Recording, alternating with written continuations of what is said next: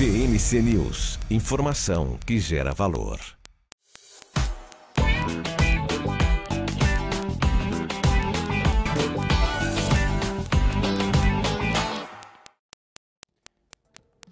Sejam todos muito bem-vindos, uma ótima tarde para você que acompanha o mercado financeiro aqui pela programação da BMC News, dia 12 de julho. Eu sou o Gabriel Monteiro e, claro, vou lhes acompanhar neste BMC Stock até as 2h30 da tarde, trazendo informações em tempo real sobre tudo o que acontece no mercado financeiro nacional e internacional. Aqui nossas notícias elas se expandem porque, afinal, nós somos um mercado emergente e tudo que acontece lá fora acaba direto ou indiretamente impactando o nosso mercado brasileiro. Tem o mercado de commodities que impacta diretamente as principais companhias aqui do nosso índice acionário. Tem, claro, o mercado de câmbio, a própria economia dos Estados Unidos, que hoje deu sinais um pouco mais positivos e estão sim clareando um pouco mais o horizonte, aí, pelo menos deixando os investidores mais animados e otimistas no dia de hoje. Nós temos outros fatores que contribuem também para essa alta de mais de 1% para o nosso Ibovespa, o nosso principal índice acionário, neste momento aos 118.462 pontos,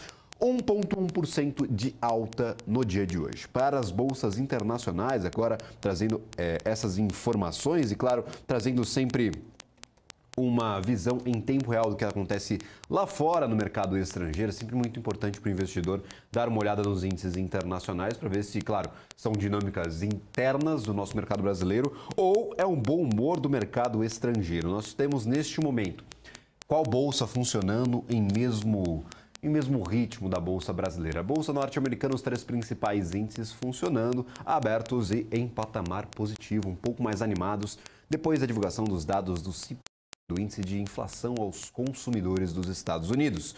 Neste momento, Dow Jones 0,37% de alta, patamar positivo, S&P 500 0,66% e índice Nasdaq 0,86% de alta. Ainda temos uma notícia interessante, um dos índices importantes e uma informação que será divulgada a mercado ainda no dia de hoje, que é, claro, o livro bege lá dos Estados Unidos, trazendo a percepção de algumas regiões dos Estados Unidos para a economia, para o desenvolvimento interno dessas regiões específicas. E, claro, nós teremos a cobertura em tempo real de tudo que acontece, de tudo que será divulgado nesse livro bege, claro, com grandes analistas e especialistas trazendo as suas análises. Neste momento, os três principais índices estão no positivo. Para a Europa, nós tivemos outro dia positivo, 1,83% de alta neste momento para o índice FTSE. Para o índice DAX, 1,47% de alta. Temos o índice CAC 40 da França também subindo mais de 1%, 1,57% de alta.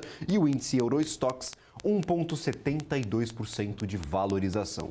Todos os principais índices europeus tiveram ali um pouquinho do bom humor depois da divulgação do CPI, do índice de preços aos consumidores lá do mercado norte-americano, inclusive FTSE se recuperando de um dia não tão positivo ontem. Ontem nós tivemos acesso aos dados do mercado de trabalho do Reino Unido, dados até interessantes, no entanto, muita pressão sobre salários e também uma queda na taxa de desemprego. Então, nós temos, neste momento, FTSE subindo mais do que o restante dos índices com um pouco mais de otimismo. Ontem não tinha caminhado tanto justamente pela divulgação desses dados do mercado de trabalho, que deixaram algumas reticências, deixaram algumas lacunas que serão preenchidas futuramente, claro, para a economia do país. Então nós estamos aqui com todo mundo no verdinho, todo mundo está alegre, contente. No entanto, o mercado asiático fechou sem um sinal muito bem definido. Tivemos nesta manhã, durante a madrugada, as negociações das bolsas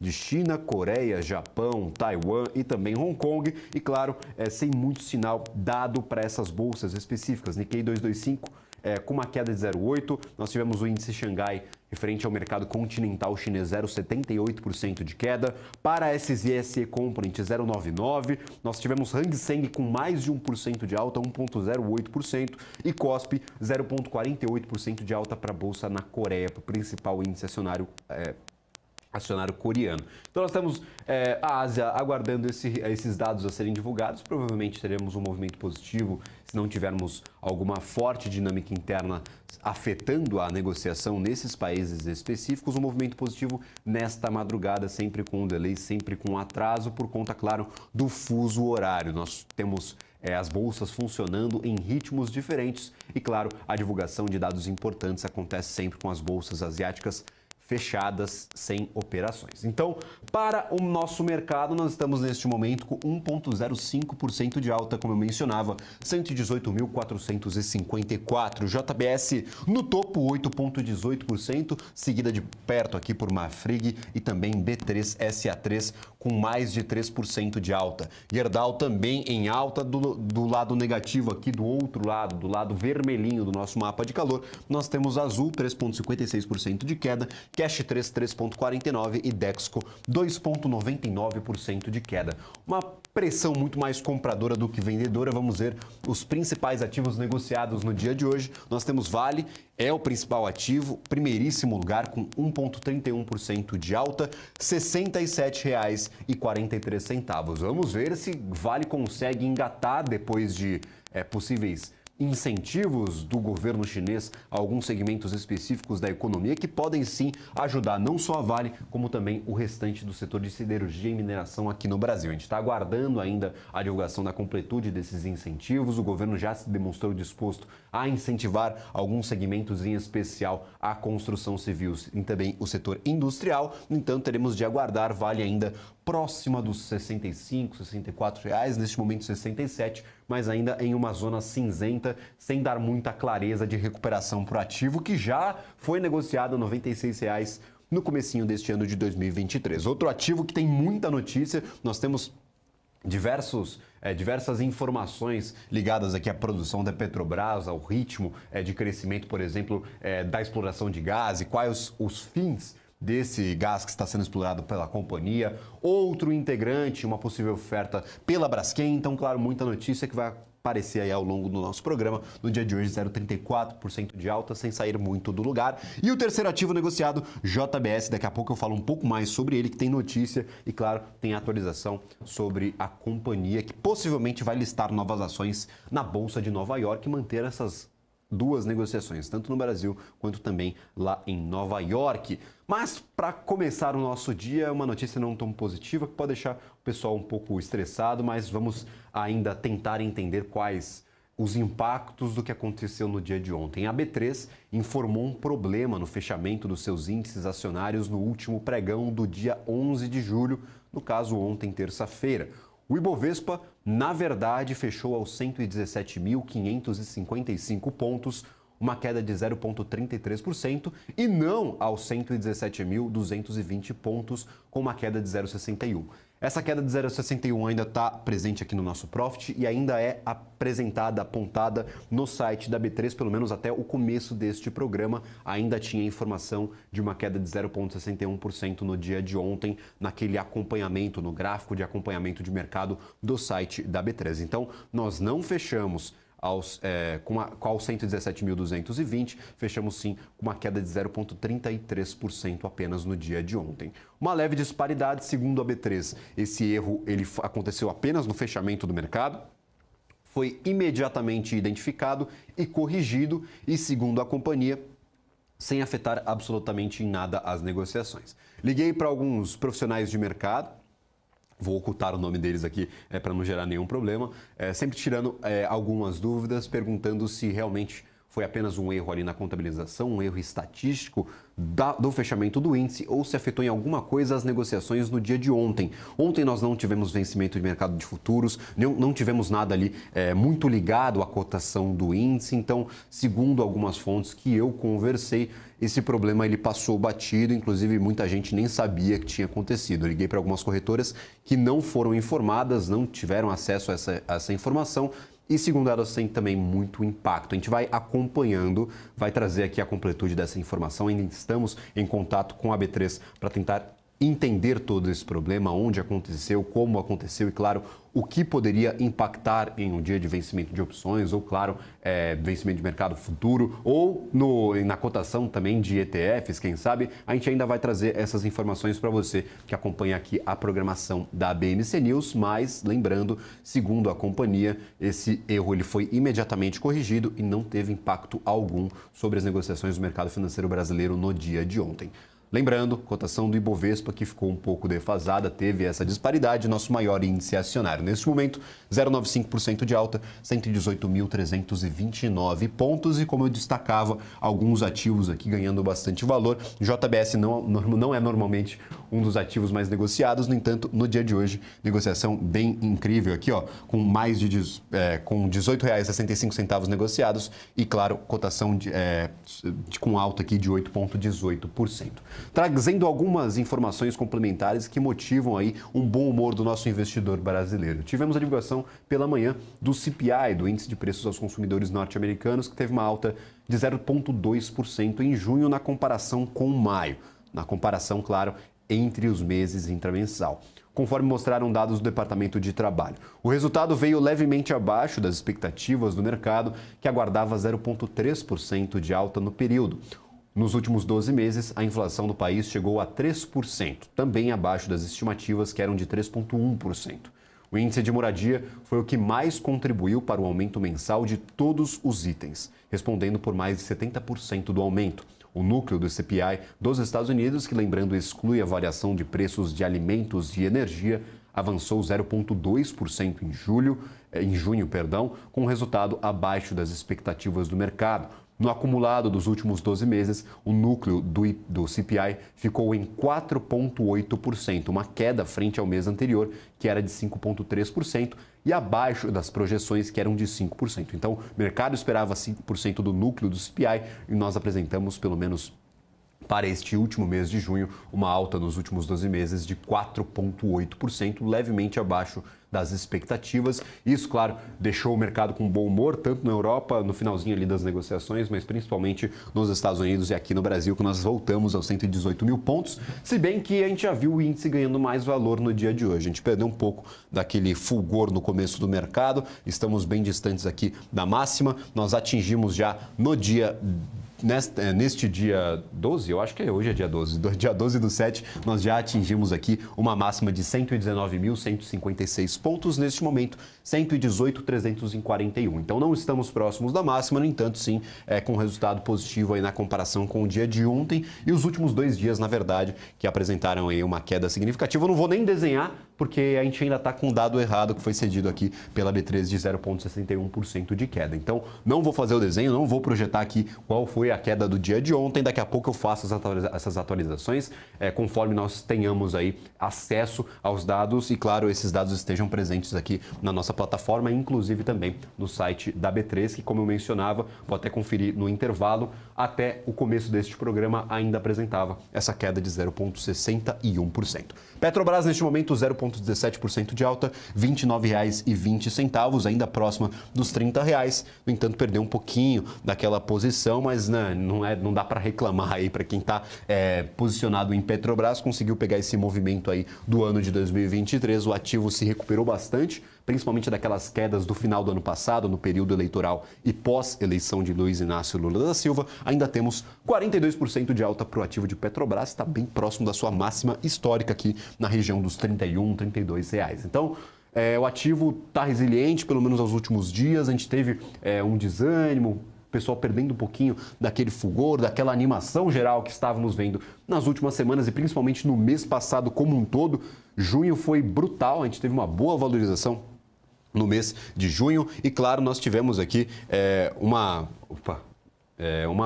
um resultado bem interessante nos últimos meses, principalmente ali quando a gente abre esses últimos 3 meses, o Ibovespa ele teve uma oscilação bem interessante, chegando na máxima aqui, ó, com 46%. Esse foi Petrobras, o Ibovespa também apresentando mais ou menos essa mesma oscilação, no entanto com uma oscilação aqui pelo menos em percentual menor, quase 20% de alta desde que nós começamos aí o meiozinho ali de maio. Então, em maio e junho nós tivemos sim um Ibovespa bem interessante, principalmente no mês de junho, que teve uma oscilação bem interessante. Nós tivemos quase 9% aqui de alta para o nosso índice acionário. Então, Petrobras perdeu um pouco de força, mas ainda próxima das máximas. Nós temos Vale, que está tentando ganhar força, mas está bem mais próxima das mínimas do ano do que das máximas. E, claro, outros ativos salteados por aqui. Também, seguindo a nossa conversa sobre esse cenário, nós tivemos pela manhã, agora rememorando algumas notícias para quem está chegando agora na nossa programação, divulgada a pesquisa do IBGE sobre o volume de serviços no Brasil. Segundo o Instituto, o volume de serviços no Brasil se expandiu em 0,9% em maio frente a abril, na série com ajuste sazonal, após ter recuado 1,5% no mês anterior. Se compararmos o atual momento com fevereiro de 2020, que era o nível pré-pandemia, o setor teve um aumento de 11,5% e comparando, claro, com o ponto mais alto da série histórica, que foi atingido em dezembro de 2022, naquela forte recuperação, o setor está 2% abaixo do que foi apresentado no topo histórico em dezembro de 2022. Agora, falando especificamente sobre ativos, temos um noticiário corporativo recheado. No dia de hoje, a JBS irá propor aos acionistas uma dupla listagem das ações em Bolsa de Valores, com o objetivo de ampliar a capacidade de investimentos para a expansão.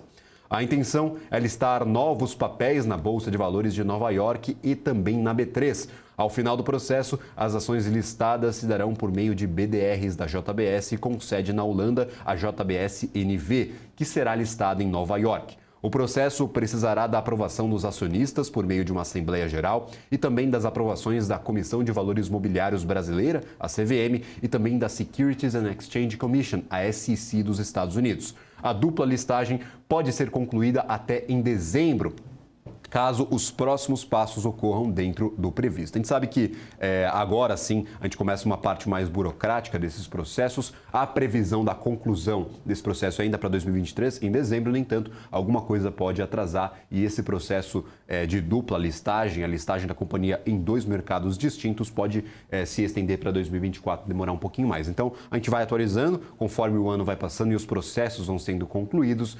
Claro, qual será o saldo final desta conta. A JBS reagiu muito bem a essa notícia, essa proposta que foi feita aos acionistas da companhia. 8,12% de alta neste momento, é um dos três ativos mais negociados, o terceiro ativo mais negociado do dia de hoje. A gente consegue, claro, aglutinar aqui pela variação.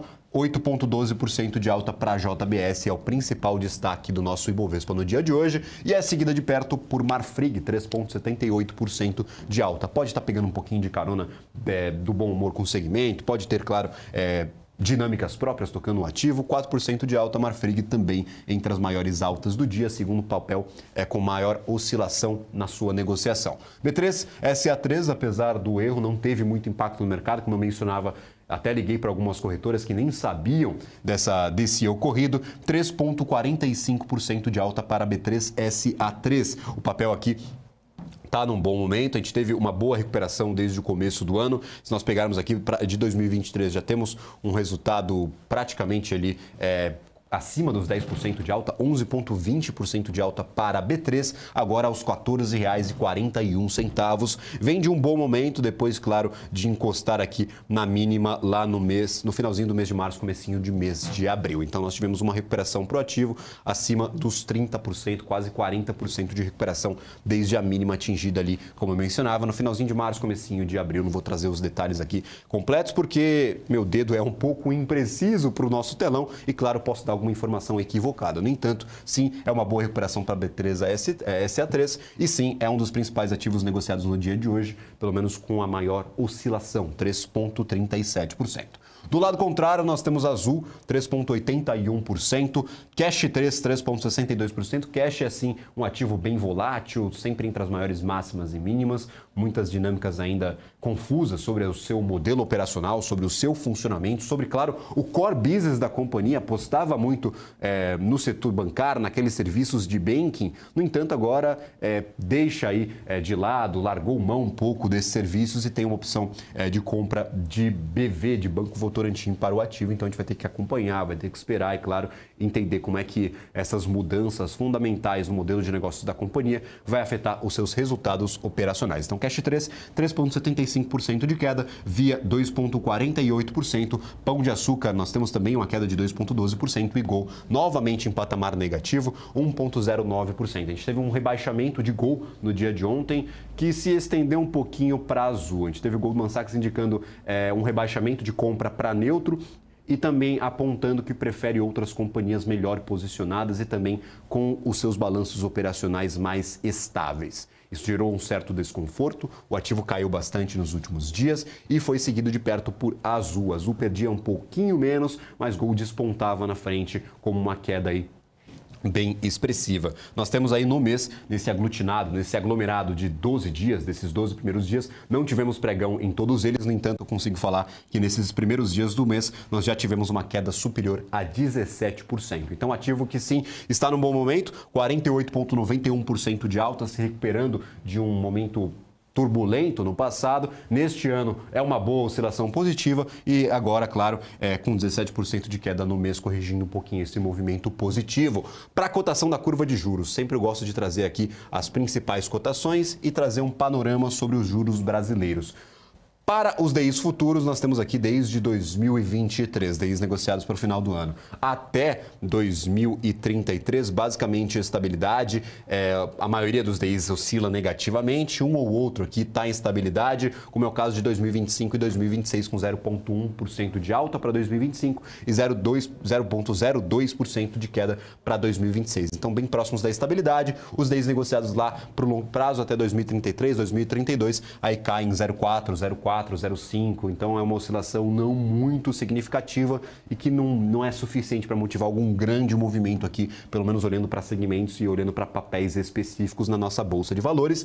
Os juros continuam otimistas, pelo menos olhando para o cenário futuro brasileiro. Nós tivemos a divulgação de alguns indicativos interessantes, inclusive o IPCA divulgado ontem não veio tão bom assim, mas sim animou um pouquinho essas perspectivas de inflação, desanimou o mercado, porque teoricamente ia ser o número mais bonito do ano, não veio tão bonito assim. É fácil falar da deflação, no entanto, o que veio ali específico, principalmente ligado ao setor de serviços, não animou tanto assim o mercado. Então, inflação, teoricamente sob controle, podemos ver uma alta consecutiva até ali o comecinho do último trimestre do ano. A gente vai ver alguns dados que, em comparação com o ano passado, eles podem se vir um pouco acima, mas claro, a gente vai ter que esperar o que será feito, pelo menos para a nossa política monetária. Teoricamente, não deve impactar tanto o resultado final do ano, mas alguns economistas já conseguem colocar ali um peso a mais daquele lado da queda de 25 pontos base e não dos 50 pontos base,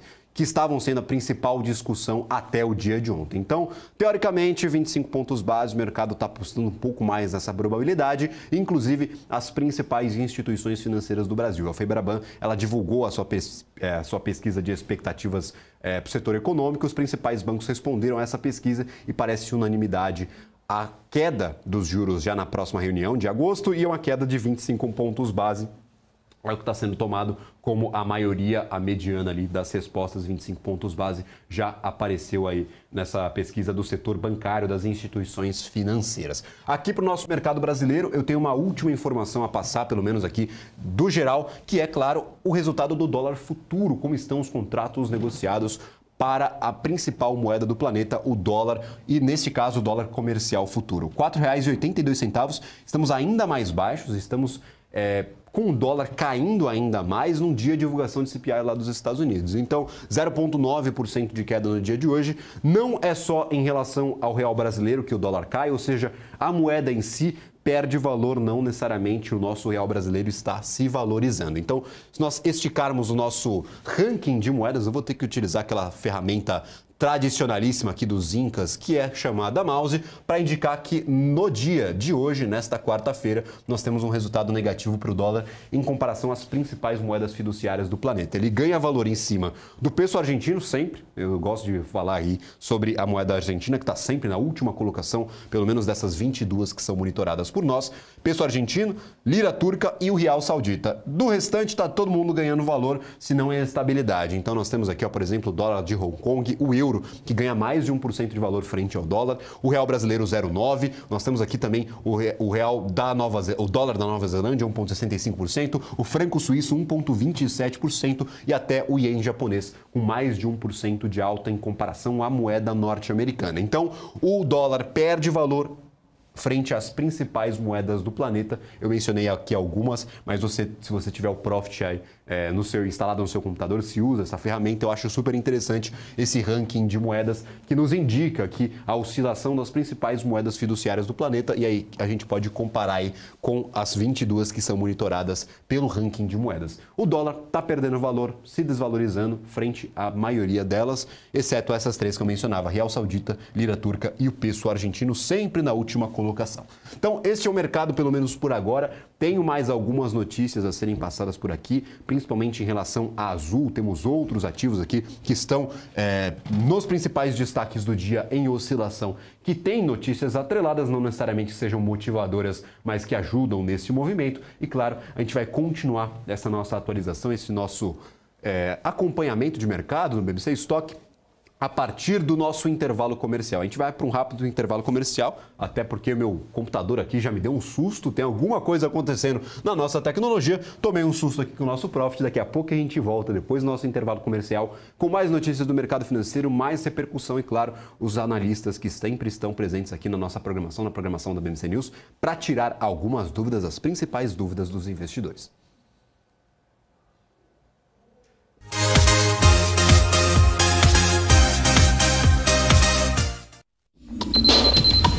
O que acontece no mercado financeiro no Brasil e no mundo está na BMC News. São 24 horas de programação para ajudar o investidor na melhor tomada de decisão. Independência e jornalismo sério. Não estamos plugados em nenhuma instituição financeira. Isso nos dá liberdade de levar a informação sem nenhum viés e sem conflitos de interesse. Ser a ponte entre as notícias, empresas, especialistas e os investidores. Tudo de uma forma dinâmica e com uma pitada de bom humor. Informação que gera valor, você sempre vai encontrar na BMC News. Conheça a Brasil Paralelo, o único streaming que oferece uma experiência completa, que começa antes de cada filme com a sinopse em vídeo e continua depois que os filmes acabam com as análises e podcasts sobre o que acabou de assistir. Somos o grupo de comunicação que produziu o Brasil, a Última Cruzada, a série de história que mudou a forma do brasileiro olhar para o seu passado. Junte-se às mais de 600 mil famílias que assinam a BP. Entre no site brasilparalelo.com e faça sua assinatura. COI, você sabe o que eles são? Esse é o tema do BMC Explica de hoje.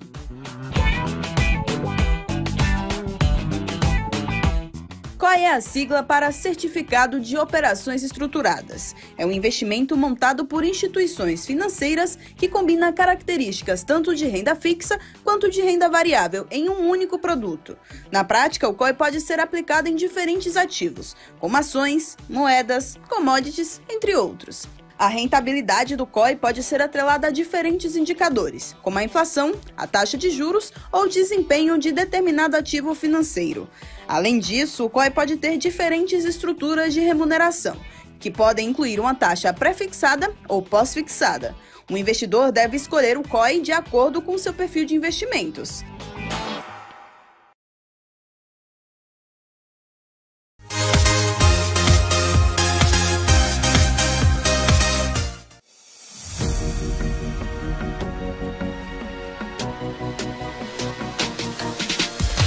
BMC News, informação que gera valor.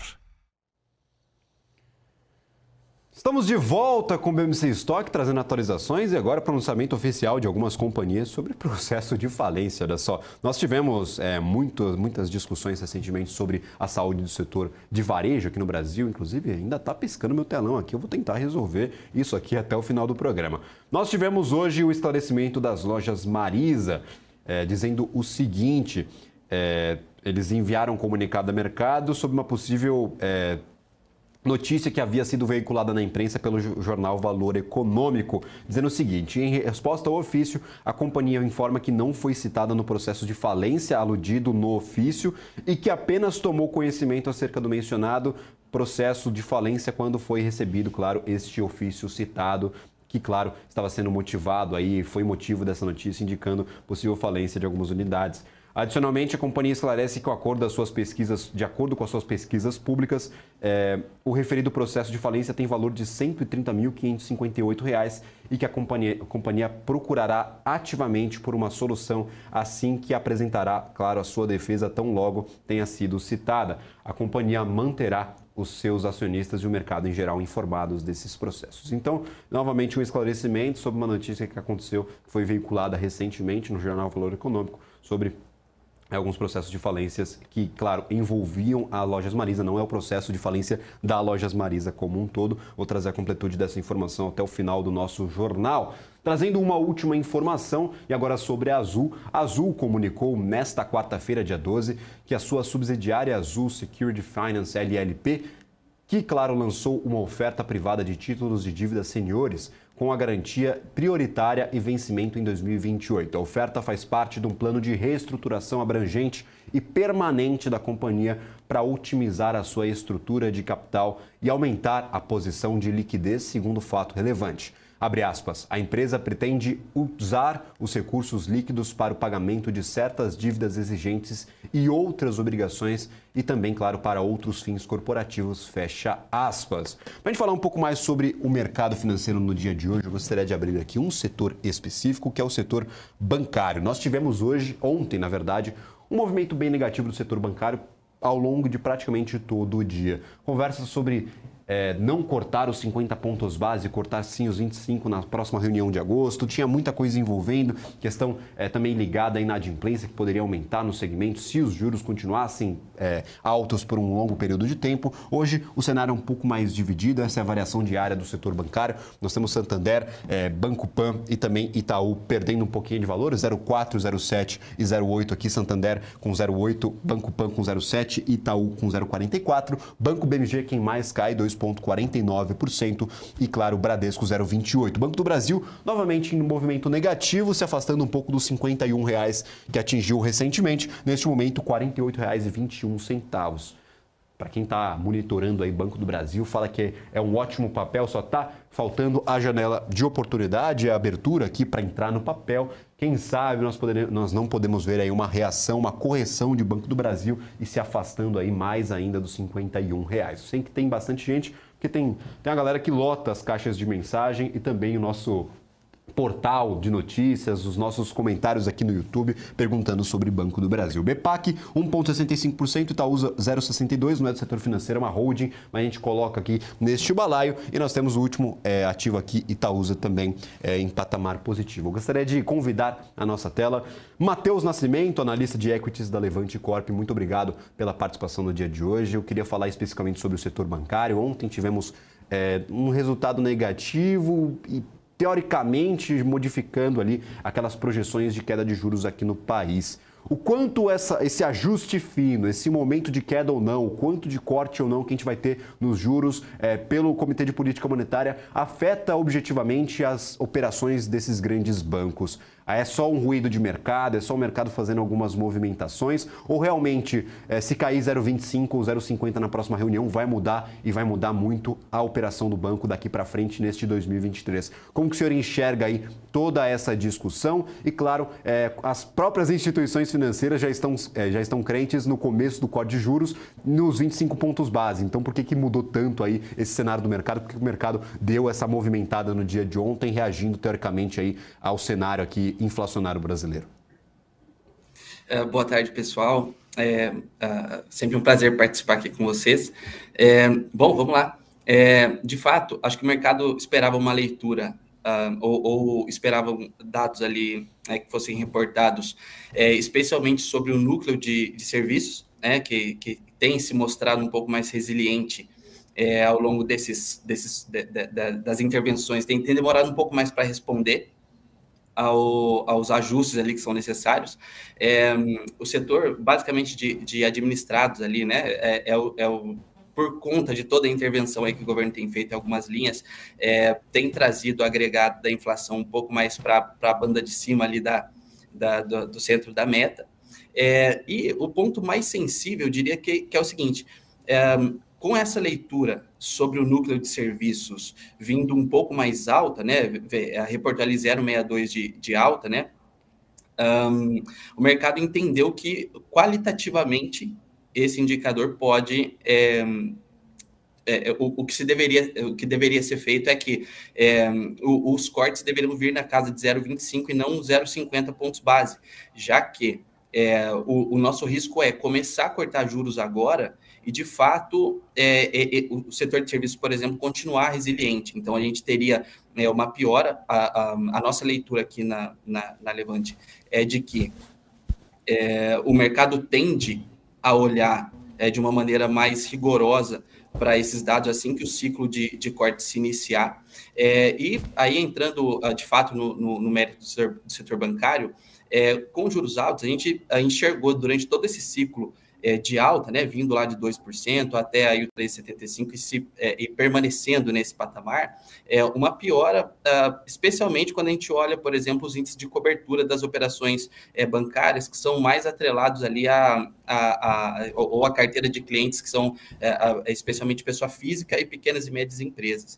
Então, eu diria o seguinte, os cortes, existe de fato espaço para que sejam feitos, é importante para esse segmento bancário em si, o que eu quero dizer é o seguinte, com a continuidade desses juros, os resultados tendem a continuar pressionados e, mais uma vez, o índice de cobertura dos bancos tendem ali a se manter em um patamar mais perigoso. Então, o mercado faz preço nisso tudo. Então, agora, com o cenário de cortes de juros, com tudo isso se materializando junto de uma melhora no aspecto inflacionário, eu diria que isso seria importantíssimo para que haja uma recuperação no setor, e aí eu estou falando especificamente, por exemplo, de Bradesco, é um exemplo disso, enquanto os outros bancos em si, como Itaú e Banco do Brasil, que fizeram a lição de casa, digamos assim, controlando ali o risco, mantendo os níveis de capital adequados e tudo mais, eles surfaram essa alta, e aí justifica um pouco o Banco do Brasil ter tocado ali o topo histórico na casa de R$50. Então, eu diria que a gente está numa bola meio dividida entre o que seria interessante para o mercado enxergar em termos inflacionários e as consequências de um ajuste muito alto, ou na base de 0,50 ali na taxa, ou entre 0,25. De toda forma, acho que o mercado está olhando muito mais para a qualidade da inflação, enquanto os bancos em si esperam que esse ciclo de cortes beneficiem especialmente esses indicadores relacionados a risco de capital. Maravilha, Matheus. E aí, especificamente, aí uma conversa um pouco mais técnica, eu gostaria de aproveitar a sua expertise para tirar algumas dúvidas. A gente teve discussões recentes sobre voto de qualidade do CARF, algumas mudanças na ordem nessas organizações e, claro, no papel do governo em algumas decisões. Eu gostaria de saber se há algum impacto direto nas instituições bancárias brasileiras, no setor financeiro brasileiro como um todo, e o quanto essa discussão, claro, que está vindo de Brasília, de reforma tributária, arcabouço fiscal, claro, em especial o voto de qualidade do CARF, pode mudar alguma coisa no segmento e, claro, pode impactar ou beneficiar, prejudicar algum players específicos. Então, como que você está identificando essas discussões e como que, claro, está acompanhando esses fatores para atualizar ali aquela caderneta que os analistas normalmente fazem para acompanhar ativos distintos e o setor como um todo? Porque são fatores novos, são fatores que não vêm do mercado, vêm da política, né? Sim, de fato, a gente vê o perfil do governo claramente buscando fechar as contas ali em termos de arrecadação, né? Essa foi mais uma vitória do Haddad, né? Conseguir ali passar isso na Câmara dos Deputados, agora vai para o Senado. O impacto ali, por exemplo, para o Itaú, seria na casa de 79 bi, se a gente considerar o valor todo ali das questões tributárias. Haveria um impacto também, caso essa decisão passe da maneira como está, haveria um impacto enorme sobre a B3, que já tem ali alguns processos sobre questões tributárias rolando. Então, de toda forma, esse impacto seria muito negativo. O que a gente pode, a nossa leitura do lado de cá é a seguinte: de fato, se essa medida for de fato aprovada, a gente entende que os valores talvez não sejam exatamente como os que a gente tem visto, ou seja, como a gente está falando de 79 bi só sobre o Itaú, a gente está falando de 30% do valor de mercado da empresa. Então, assim, é um risco. Acho que isso talvez justifique um pouco esse movimento aí de realização no setor como um todo. Então, a gente tem diversos nomes ali sendo impactados, e não só do setor bancário. A gente tem, por exemplo, o Petro também passou por essa discussão ali em janeiro. A gente tem a Light, que também pode ser impactada. Então, o nosso overview é o seguinte, de que dadas as medidas que o governo tem tomado, seria natural que algo nesse sentido passasse. Agora, e aí relacionado com o tema anterior, os índices de cobertura e os níveis de capital dos bancos, os níveis de provisionamento e tudo que a gente percebe quanto a questões tributárias, enfim, estão em níveis saudáveis. Agora, mais uma vez, o impacto pode ser muito negativo se, porventura, essa medida aí do voto de qualidade passe e as decisões sejam favoráveis, de fato, aí ao governo. Então, é um ponto de atenção. Nós temos monitorado aqui todos os ativos em si que podem ser impactados, como mencionei, não só do setor financeiro em si, mas uma medida do governo aí que pode causar um impacto não tão positivo quanto para o setor bancário em si. Lembrando, o governo já falou que quer zerar déficit, quer fazer isso rápido e está buscando novas fontes de receita que não sejam o aumento tributário. Então, essa questão do voto de qualidade é super importante, é uma das pautas primeiras do Ministério da Fazenda, do Fernando Haddad, e vai sim ser apoiada, suplantada e muito pressionada nas casas legislativas para ser solucionada. A gente já teve a primeira etapa, vamos acompanhar aí como será toda essa resolução. No entanto, uma das dúvidas que eu fico aqui na minha cabeça é que a gente já fala sobre esses perigos para a B3, especificamente, em alguns processos específicos, há muito tempo. E isso, de certa forma, pode segurar o papel em algumas ocasiões, não deixar ele subir tanto, não afastá-lo um pouco ali de dias um pouco mais dourados, um pouco mais otimistas. B3 está sempre com essa pedra no sapato, com essa bola de ferro atrelada ali no seu calcanhar. O mercado já está atento. Você acha que o impacto para a companhia seria menor do que para as outras empresas do setor financeiro? Ou você acha que ainda tem espaço ali para um impacto bem forte na B3, na operação da companhia, caso esse voto seja aprovado e caso esses processos envolvendo a companhia eles sejam solucionados? O que você imagina de cenário para a companhia, que todo mundo já coloca na tese de B3 e falou, toma cuidado que tem uma questão ali que é bem perigosa em relação a tributos.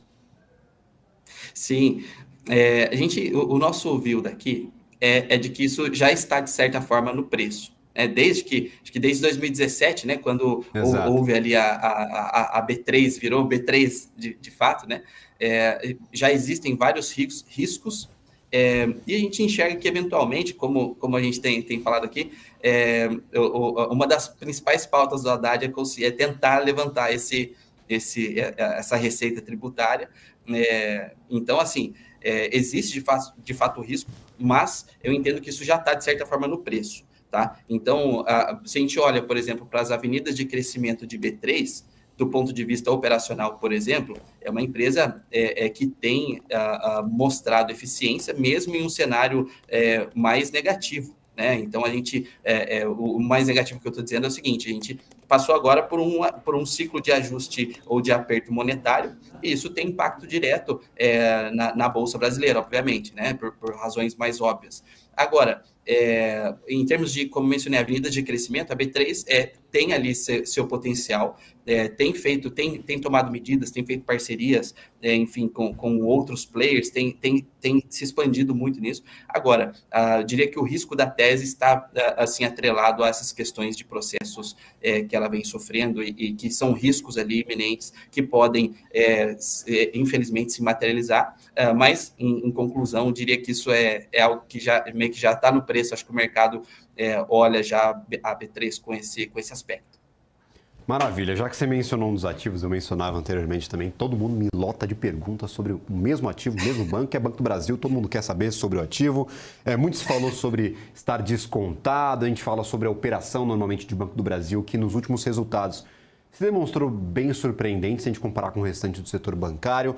Banco do Brasil parece uma empresa redonda, mas eu imagino aqui questões de preço. Quanto o Banco do Brasil ainda teria a crescer? Porque a gente bateu nos R$51 e o pessoal, principalmente da análise técnica, fala, cara, não tem espaço para voltar a cair, porque enquanto está subindo, é sempre aquela questão, não tem tendência, a gente está na tendência de alta, não dá para apostar contra, mas olhando para o fundamento da empresa, olhando para o preço do ativo e olhando para a operação do Banco do Brasil, como que você enxerga? Em que ponto nós estamos? Nós estávamos muito descontados com o Banco do Brasil, agora veio nos R$51, mas R$51 é preço justo, ainda está descontado em relação aos pares? Como vocês enxergam essa estatal, Banco do Brasil, querido por muitos, odiado por outros muitos, a gente sempre fica nesse meio termo sem saber para onde ir com esse ativo? Diria que vamos voltar só um passo atrás para falar Perfeito, um pouco da tese. A Bolsa Brasileira como um todo estava espremida, né? Estava amassada. Então, todo mundo via isso como consensual, certo? Então, a gente tem o Banco do Brasil como um dos ativos que tem mais peso ali no índice, é o principal nome em termos do setor financeiro para bancos. Então, diria o seguinte, que diante desse ciclo econômico que a gente passou, de aperto monetário, a gente tem tanto Itaú quanto o Banco do Brasil conseguiram atravessar isso de maneira muito boa. Itaú conseguiu se antecipar quanto aos níveis de provisionamento, quanto tudo que se trata a nível de gestão de risco, o Itaú está ali 1 ou 2 passos à frente dos pares. E o Banco do Brasil vem logo atrás, justamente por ter tido ali, ou por alguns anos, uma gestão, um nível corporativo muito positivo, que fez excelentes mudanças e estruturou muito bem o Banco do Brasil, tanto em aspectos tecnológicos, infraestrutura, quanto carteira de crédito e tudo mais. Então, o banco estava muito amassado. No entanto, como eu mencionei, diante de todo o ciclo de aperto monetário, eles conseguiram passar de uma maneira muito saudável. E isso é o que, quando a gente percebeu que o mercado estava começando a colocar no preço, os acenos vieram para um cenário de início de fechamento de curva, a gente percebeu esse upside a bolsa ou o setor financeiro em si ficar um pouco menos amassado. O Banco do Brasil veio ali, deu a porrada, tocou o topo histórico ali na casa de R$50, R$51. Diria o seguinte, preço importa, graficamente, também gosto sempre de olhar, tem que tomar um certo cuidado. No entanto, em termos de fundamentos, a gente olha muito para como a carteira de crédito está desenhada do banco. Então, a gente entende que, especialmente o setor agro, que tem sido aí um dos pilares para o crescimento do PIB, do que está sendo projetado para esse ano, o Banco do Brasil está preparado para surfar muito bem, para seguir surfando essa onda.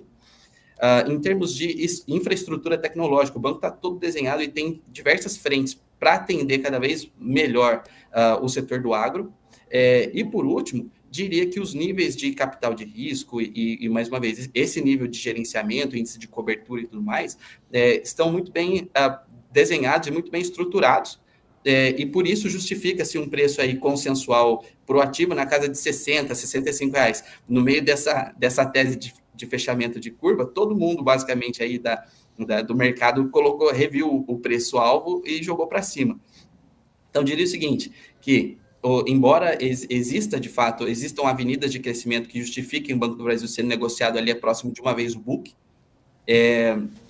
já existe um prêmio de risco pelo ativo ser ali um estatal, assim como a gente percebe em Petro, por exemplo. Então, o mercado já coloca um prêmio de risco maior.